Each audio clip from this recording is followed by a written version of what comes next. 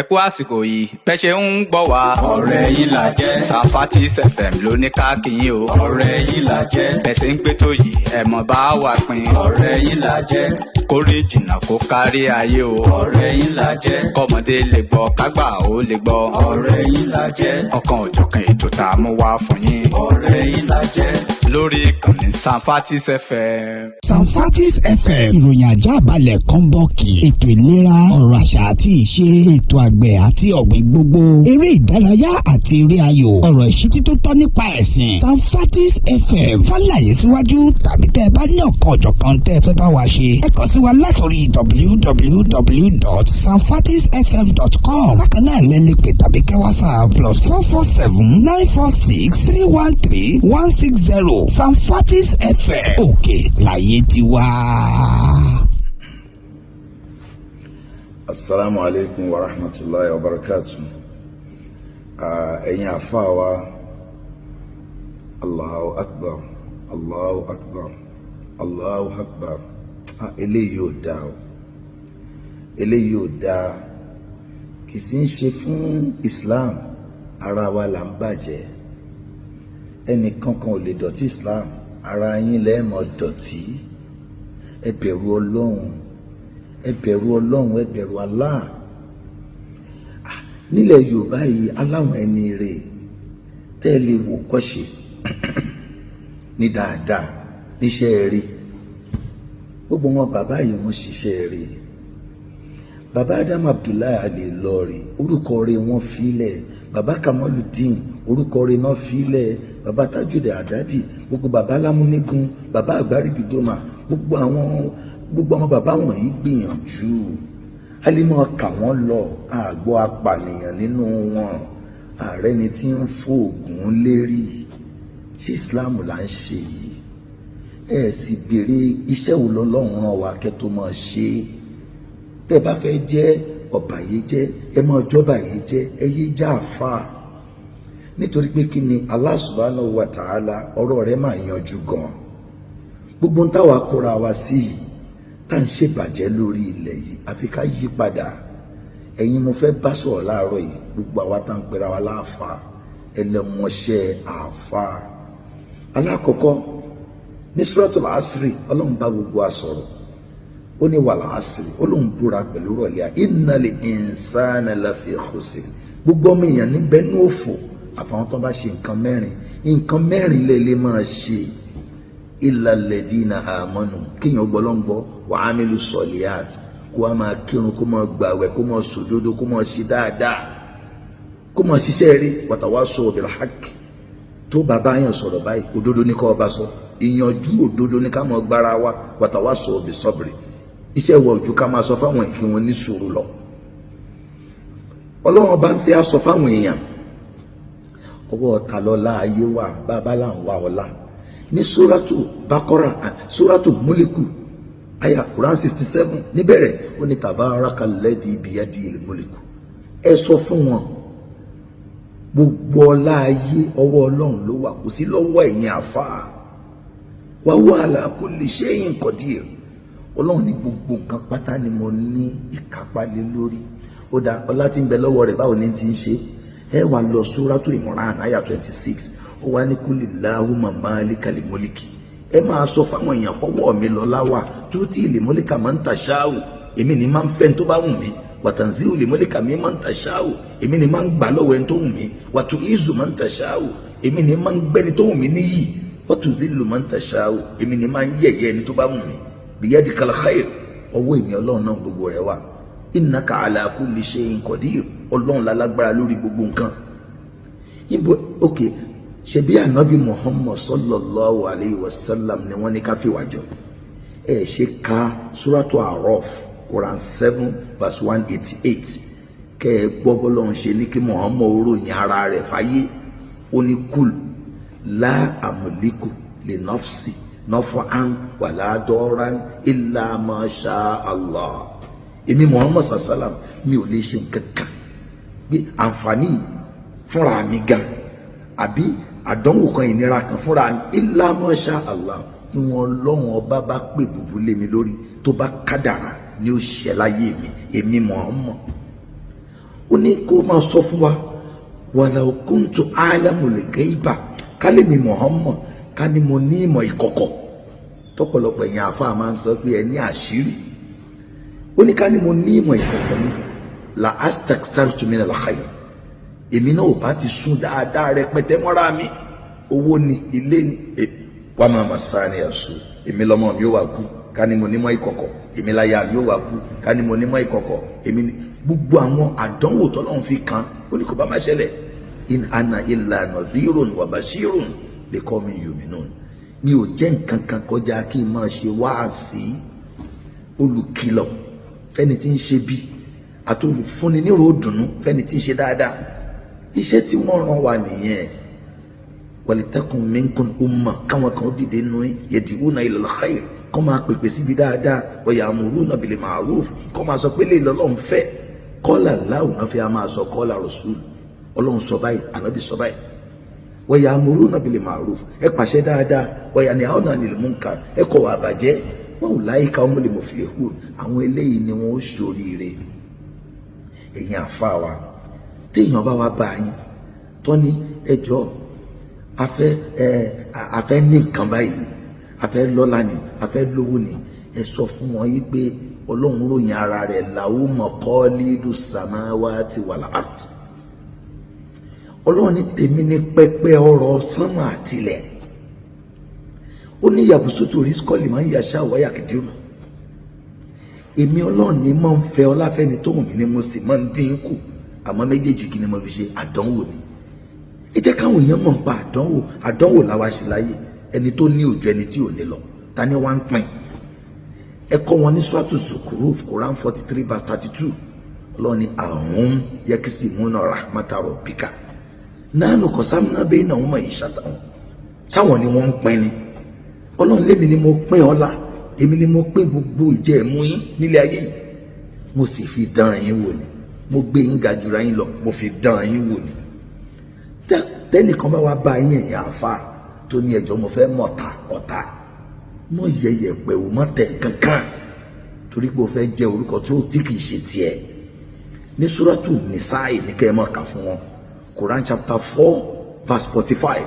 Ọlọ́run ní wallahu a'lamu bi a'da'ikum, èmi Ọlọ́run nìkan ni mo mọ̀ ọ̀tá rẹ̀, ọ̀tá yín èmi nìkan ni mo mọ̀. Wa kafa billahi waliyan, mo sì tó láti ṣọ́ yín lọ́wọ́ wọn. Wa kafa billahi nasiran, mo sì tó láti ràn yín lọ́wọ́ lórí ọ̀tá. Ó sọ fún wa, ó ní wo ní Suratu Maida Quran chapter 5 verse 28. Ọlọ́run ní ya ayyuhal ladina amanu, ẹ̀yin tẹ́ gbọ́ náà bá gbọ́, uskuru ni'matallahi alaykum, ẹ rántí ìdẹ̀kùn mi lé yín lórí. Iz hamma qawmun an yabsutu ilaykum aydiyahum fakaffa aydiyahum ankum, nígbà táwọn kan nawọ́ orí ibú sí yín, èmi ni mo gé. Ọlọ́run ní gé ọwọ́ ọ̀tá, Ọlọ́run nìkan ló lè kápá ọ̀tá. Bẹ́ẹ̀ nìkan bá yín pé lágbájá ń dí mi lọ́wọ́ kí n má lọ́lá, tàmẹ̀dù ń dí mi lọ́wọ́ kí n má lówó, làkàṣègbè kan ẹnu ẹbí mi, bọ̀dá mi, ẹ gbọ́dọ̀ fún wọn nímọ̀ràn tí ń bẹ nínú Suratu Fatir Quran 35 ayé ẹlẹ́ẹ̀kejì. Ọlọ́run ní ma yaftahillahu linnasi min rahmatin fala mumsika laha, èyí tí ń bá ní yóò jẹ́ tiẹ̀ ní dáadáa, kò sẹ́ni tó lè díwọ́ kó má dọ̀dọ̀ rẹ̀. Wa ma yumsik, èyí tí ń bá wá dì mú pé kò ní dọ̀dọ̀ rẹ̀, fala mursila lahu min ba'di, kò sẹ́ni tó lè fún ọ lẹ́yìn Ọlọ́run, àfa kan ò lè fún ọ. Ẹ kà á fún wọn pé wa ma nasiru illa min indillahi, kò sí tó ń pè láránṣẹ́ àfi tó wá látọ̀dọ̀ Ọlọ́run. Ẹ kọ́ wọn ní Suratu Imran aya 160. Tọ́lọ́ ní in yansurukumullahu fala ghaliba lakum, tẹ́mi Ọlọ́run bá fi dúró tì ọ́, kò sẹ́ni tó lè borí rẹ̀. Wa in yakhzulukum, àmọ́ tí ń bá dá ọ dá wàhálà rẹ̀. Faman zal ladhi yansurukum min ba'di, tálẹ́ni tó lè gbà ọ́ lẹ́yìn mi Ọlọ́run. Wa 'ala Allahi falyatawakkalil mu'minun, ó ní Ọlọ́run nìkan gbára lé. Àwa gan làwa gan ò wá gbára lọ́lọ́ mọ́, àwa gangan làwa ń pààyàn. Kéèyàn máa fẹnu rẹ̀ sọ kémi ni mo gé ọ̀sì páànù. Ẹ ṣe wádìí o, ẹ ṣe wádìí fínífíní. Ẹ̀yin mẹ́fà kan ẹ̀rù yín bà mí, ẹ̀yin mẹ́fà kan ẹ̀rù yín bà mí lórí kéèsì àfáà tó pààyàn. Alákọ̀ọ́kọ́ lẹ́yìn tó ṣe pé ẹ mọ̀ lọ wá bẹ́ẹ̀ ti fẹ́ gbà sílẹ̀. Ẹ rántí àyà Ọlọ́run tó sọ pé man yashfa shafa'atan sayyi'atan yakun lahu kiflun minha. Ẹnikẹ́ni tó bá lọ ṣìpẹ̀ fún yàn, ẹni tó pa àwọn kan lẹ́kún, ìwọ tó bá lọ gbàálẹ̀ ẹjọ́ sunkún nínú náà ni. Ìyẹn lẹ́yìn tẹ́ ẹ̀ mọ́ sáré lọ gba béèlì àwọn èèyàn, torí pé lára aburú tá a ṣe nílùú wa ni pé a ò jẹ́ kó fi ó ṣiṣẹ́ mọ́. Ẹ mọ́ gba béèlì ẹ̀, ẹ jẹ́ kí wọ́n ṣiṣẹ́ wọ́n ṣe kó ṣiṣẹ́. Ẹ̀yin tẹ́ ẹ̀ sì lọ ilé àfààyàn ẹ̀yin tẹ́ ẹ ṣe kù díẹ̀ káàtó. Tá a bá ń ṣe investigation, àìfọwọ́ kan gbogbo ń tẹ́ ẹ rí yẹn, gbogbo ẹ̀ lẹ́kọ̀ọ́ mú ní kankan lẹ́ mú ní kankan. Ẹ jọ̀ọ́ ẹ má ṣe báyìí. Èmi kọ́ṣẹ́ iṣẹ́ lọ́ọ̀yà yìí, mo ti lọ bá 30 something years. Èèwọ̀ ní gbogbo wọ́n ń múyàn bẹ́ẹ̀ ti múyàn yẹn. Tọ́lọ́pàá Nàìjíríà bá fẹ́ ṣiṣẹ́, wọ́n ní ìmọ̀ láti ṣiṣẹ́ tó yẹ kán ṣe. Ẹ yọ̀ǹda rẹ̀ fáwọn tó ń gbóná ní investigation. Ẹ̀rù ẹ̀yin tó ń bà mí lákọ̀ọ́kọ́ lẹ́yìn tẹ́ fẹ́ lọ wọ́nà tẹ́ fi gbálẹ̀, ẹ̀yin ẹlẹ́ẹ̀kejì lẹ́yìn ọlọ́pàá. Gbogbo ọlọ́pàá Nàìjíríà kọ́ ni ò dáa, ọlọ́pàá tó dáa ń bẹ, àwọn tó bẹ̀rù Ọlọ́run bá ń bẹ. Gbogbo akọ́lá báàdì Nàìjíríà, ẹ fi iṣẹ́ yẹn lẹ̀ fáwọn tó ń gbóná nínú investigation. Ẹlẹ́ẹ̀kẹta, ẹ̀rù ẹ̀yin lọ́ọ̀yà ń bà mí. Ẹ̀yin lọ́ọ̀yà tẹ́ ẹ̀ ka Suratul Nisa'i, Quran chapter 4 láti 105 to 112. Níbi tó lọ́wọ́ ní wala takun lil kha'inina khasima, ẹ má jẹ́ni tí ó mọ gbèjà aláburú. Ó tún ní wala tujadil anil ladina yaqtanuna anfusahum, ẹ má jẹ́ni tí ó mọ gbèjà apààyàn àwọn abáyéjẹ́. Inna la yuhibbu man kana khawanan athima, Ọlọ́run ni mo kórìíra àwọn èèyàn olórí bú àwọn ẹlẹ́ṣẹ̀. Yastakhfuna minan nas, ẹ̀yin lẹ́ẹ̀ máa fi òdodo pamọ́ lọ́dọ̀ àwọn èèyàn sìn, àmọ́ wala yastakhfuna minallah, ẹ̀ lè fi òdodo pamọ́ lọ́dọ̀ èmi Ọlọ́run. Wa huwa ma'ahum iz yubayyituna ma la yarda minal qawl, mo wà ń bẹ̀ ń bàtẹ́ ẹ bá ń kọ́ wọn ní ṣé ń bá yín ní irọ́. Ẹ̀yin lọ́ọ̀yà ẹ ṣọ́ra ẹ bẹ̀rù Ọlọ́run. Antum haula, ẹ̀yin wọ̀nyí jadaltum anhum fil hayati dunya, ẹ̀yin lẹ́ẹ̀ mọ̀ gbèjà wọn láyé ń bí. Fama yujadilullahu anhum yawmal qiyamah, tani yóò gbèjà ẹ̀yin àti wọn níwájú èmi Ọlọ́run níjọ́ gbẹ̀dẹ̀ àlùkìyámọ̀. Ẹ̀yin ẹni kẹta ẹrù yín bà mí, òun ni ẹ̀yin ẹlẹ́rìí. No, ẹnì kínní làwọn tó lọ ń gbàyàn lẹ̀ tó lọ ń gbà béèlì, ẹnì kejì làwọn ọlọ́pàá, ẹnì kẹta làwọn lọ́ọ̀yà, ẹnì kẹrin tẹ́rù rẹ̀ ń bà mí lẹ́yìn ẹlẹ́rìí. Àwọn ẹlẹ́rìí burúkú ní tí òṣojú wọn náà mọ̀ jáde ń sìn, wọ́n ṣàfẹ́ bí wọ́n ṣe gbàálẹ̀. Ọlọ́run bá ń sọ̀rọ̀ ní Suratul Nisa'i 135. Ọlọ́run yá ayọ̀ alladhina amanu kunu qawwamina bil qisti shuhada'a lillah. Ẹ jẹ́ ẹlẹ́rìí fọ́lọ́run o, ẹ má jẹ́ ẹlẹ́rìí fàfàyàn.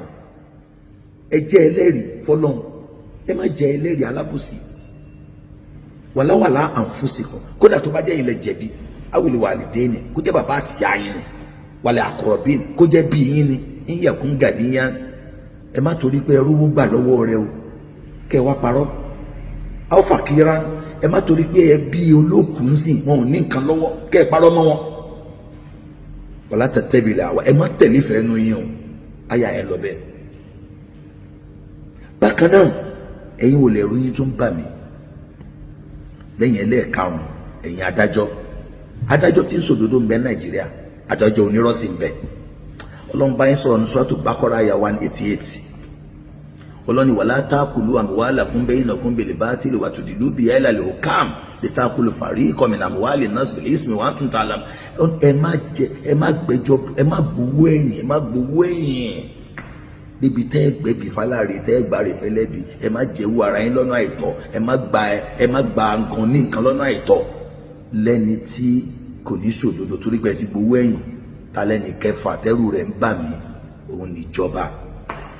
Ṣé mo kí ń gbà mí táwọn èèyàn bá gba béèlì èèyàn lórí irọ́, tí ọlọ́pàá ṣòdodo, tí lọ́ọ̀yà ṣòdodo, táwọn tí ó jẹ́rìí tí wọ́n ṣòdodo, adájọ́ ṣòdodo, tán wá ní ẹ lọ pa. Ṣé mo pé ìjọba ní agbára kan tó ń pè ní prerogative of mercy. Ó lè ní mo pardon rẹ, ẹ má pardon rẹ o, ẹ má tó bá jẹ́ ó jẹ̀bi, ẹ má pardon ẹni tó bá jẹ̀bi o. Ẹ yé lu agbára yìí mọ́ o. Lára tó bà ìlú wa jẹ́ ni pé a ò jẹ́ kófin ó ṣiṣẹ́ mọ́. Tó bá ti mú èèyàn báyìí, ẹ kọ̀ rí pé ẹni náà tún wà lójú títì padà ni.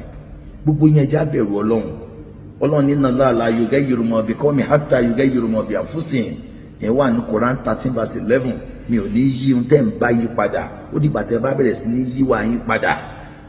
ẹ̀yin àfáà wa ẹ jẹ́ àpẹẹrẹ rere fáyé, ẹyẹ máa lérí oògùn, ẹyẹ ṣe jálàbí mọ́, ẹ jáwọ́ ń bẹ̀. ìkànnù yín tó ń sọ pé jálàbí da ó tún jáde láìpẹ́ oníjálàbí ò dáa, àwọn ò rí nǹkan jẹ ló fà á. ẹ má fi tiyín ba yé àwọn èèyàn jẹ́. ẹ dárúkọ olówó láyé bí kì í bá ń ṣe tó ń ṣe business lèèyàn fi ń dolówó. kódà mo sọ fáwọn olóṣèlú mo ní tó o bá ń kówó jẹ tó o dolówó ò lè dolówó, o lè ló lè dà tó o bá ti ń jalè. tó bá sọ pé ta ló mọ̀wé, ẹni tó lọ skul ló mọ̀wé tó fojú sí, ta ló mọ kéwú, ẹni lọ lè kéwú ni, ta ní ṣiṣẹ́ ẹni kọ́ṣẹ́ mọṣẹ́ tí ń sì ń ṣòdodo, òun ní òṣòríire ń bẹ̀. ọ̀rọ̀ mi ò jù báyìí lọ, ọlọ́run kò jẹ́ ayé padà sí dáadáa. ẹ bá mi share fídíò yìí. wasalaamu alaikum wa rahmatulahi wa barakatuh. ẹ bá ń gbọ́ pékélé pékélé. ẹ bá ń gbọ́ pékélé pékélé. ẹ bá ń gbọ́ pékélé pékélé. ẹ bá ń gbọ́ pékélé pékélé. ẹ má yà sọ́tún ẹ má yà sósì. ẹ má yà sọ́tún ẹ má yà sósì. ẹ má yà sọ́tún ẹ má yà sósì. ẹ má yà sọ́tún ẹ má yà sósì. Sanfatis ní ẹ jẹ́ ká lọ. Sanfatis ní ẹ jẹ́ ká lọ. Sanfatis ní ẹ jẹ́ ká lọ. Sanfatis ní ẹ jẹ́ ká lọ. ó yá o ẹ bá wa dòwò pọ̀ kájọ ṣoríire. ó yá o ẹ bá wa dòwò pọ̀ kájọ ṣoríire. ó yá o ẹ bá wa dòwò pọ̀ kájọ ṣoríire. ó yá o ẹ bá wa dòwò pọ̀ kájọ ṣoríire. ní Sanfatis FM ọmọ alájẹ ni wá, gbogbo ìran káràkátà tó ìṣòwò gbogbo fílílẹ̀ yìí tà ní tàbílẹ̀, oúnjẹ aṣọ tàbí ìwé ewébẹ̀ ẹran kódà bó jẹ́ pọ̀nmọ́. ẹ kàn sí wa ní Sanfatis FM lónìí, lágbóhùn tẹ́ ń tàn fàyè gbọ́. ẹ̀kúnrẹ́rẹ́ àlàyé síwájú sí i ẹ pè tàbí kẹ́ WhatsApp +447 946 212 160. Sanfatis FM òkè láyé tí wá.